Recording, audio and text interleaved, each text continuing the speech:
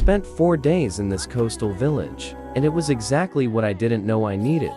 A place where the sea is louder than the city, where hills meet horizon and time feels slower.